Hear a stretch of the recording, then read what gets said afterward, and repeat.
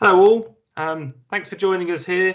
I just want to have a quick conversation really about the unprecedented situation we find ourselves in and how we're going to get the whole aviation market back up and running post this COVID-19 shutdown that we've all been suffering from, and I use the word suffering very deliberately.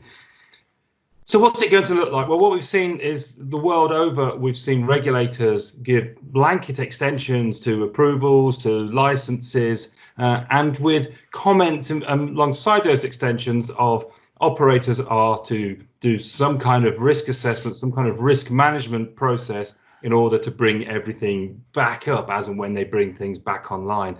And my question really, and what I'd be really interested to hear your views on is what does that really look like? Because how does that statement impact what we believe to be an acceptable level of safety performance? Has the goalposts moved around that? Are regulators in agreement of what that looks like? And are operators aligned to regulators thinking about how that's really going to work in practice? So, gentlemen, your views.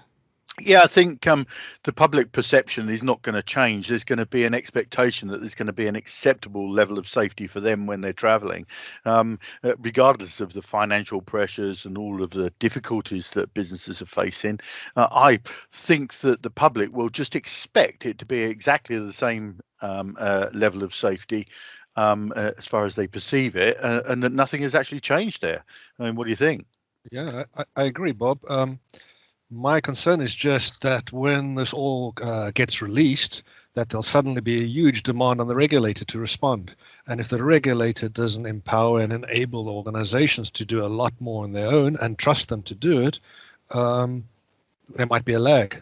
So the challenge is, how do we provide, for the lack of a better word, more privileges to industry just to get on with it under a performance-based system?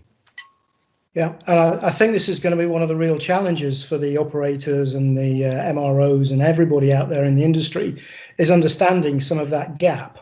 How can they achieve those acceptable levels of safety? How can they do those risk assessments, which maybe they've not been used to in the past, and actually fully understand their performance? There's been a lot of talk about performance-based regulation and performance-based oversight in the past, but now that has become a real reality for everybody, that they have to do that and do that to the correct levels to provide those levels of safety we've had in the past.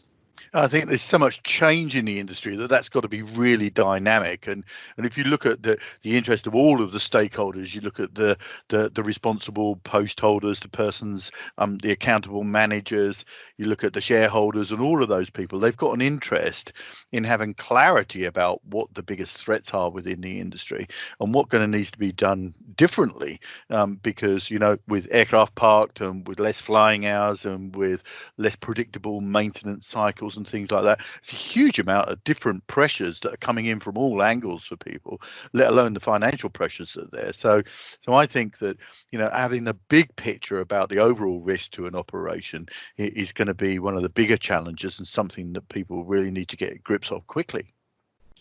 So I think what we're saying is the bringing the industry back is going to be very, very reliant on the performance-based environment and everybody being very mature in that environment and able to manage their risks versus just pure regulatory requirements. And I guess this is both an opportunity and a challenge to the performance-based environment. We've seen it being maturing over the last few years, and this is really its moment. My question really is, how aligned is the globe going to be and our operators going to be, and are we going to see in reality different levels of safety performance across the industry? And I'd be really interested to hear industry's views on that. And so it's our intention to continue this conversation, but to invite a lot more of you, hopefully watching this, to join us in that conversation, whether you be accountable persons, nominated persons, whether you be safety professionals. I'm just really interested to hear, and of course regulators that we'd be inviting to this, really interested to hear your views about how we're going to bring all of this back, maintaining a level of safe performance, but also recognizing the harsh realities that the industry is facing, which is going to be very, very tight and financially for some foreseeable future. How are we going to navigate that? So really look forward to hearing everyone's views on that, and hopefully we can help as an independent organisation to get people aligned with that and to share their views in a very safe and controlled way. So thank you for listening, and hope to speak to you all again soon.